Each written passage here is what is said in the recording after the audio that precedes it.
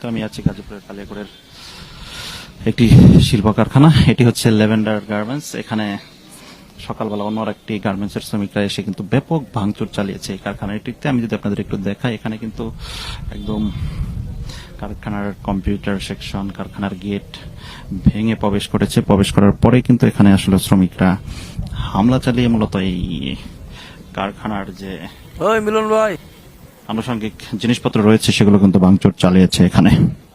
আসলে মহিদুল ভাই, এখানে কি ঘটনা করছে সকালবেলা? ভাই আপনি নিজে তো ছিলেন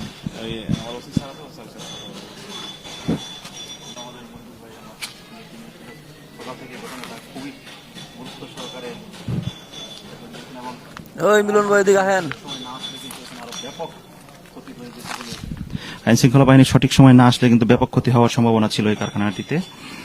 আপনাদের দর্শক একটু দেখা, এখানে কিন্তু একদম সবকিছু চূর্ণ বিচূর্ণ করে ফেলেছেন। এই কারখানাটি ভেঙে চড়ে পাশের একটি কারখানা এটিএস, সেখানকার শ্রমিকরা এসে মূলত এখানে হামলা ভাঙচুর চালায়। আসলে কারখানার প্রতিটি ফ্লোরে কিন্তু ভাঙচুরের চিহ্ন রয়েছে। দর্শক, আর এখানে দেখায় আপনাদের, এটি হচ্ছে ওনাদের কম্পিউটার ল্যাব, সেটিও কিন্তু একদম চূর্ণ বিচূর্ণ তছনছ করে ফেলেছে। দর্শক দেখেন, এখানে পুলিশের মহাপরিদর্শক উনি এসেছেন,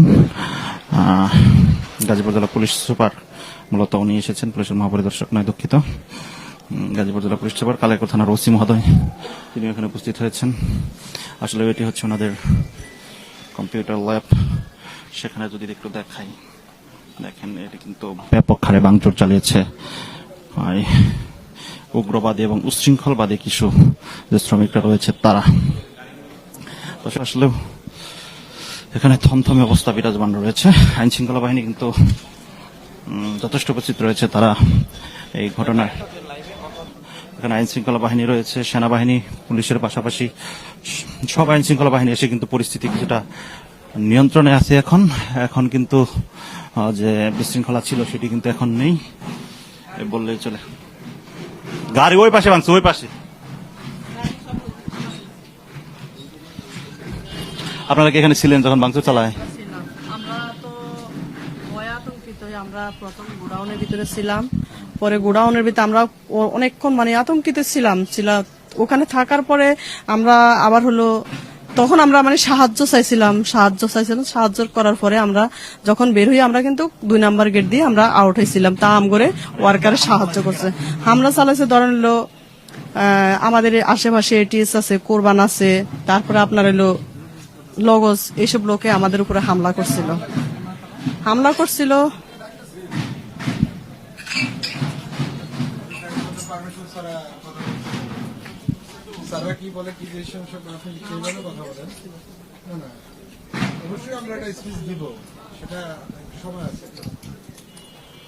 আসলে দর্শক শুনছিলেন, এখানে একজন বক্তব্য কারখানা কর্তৃপক্ষ অনুমতি ছাড়া আসলে বক্তব্য দেওয়া যায় না, তারপরে দিচ্ছেন।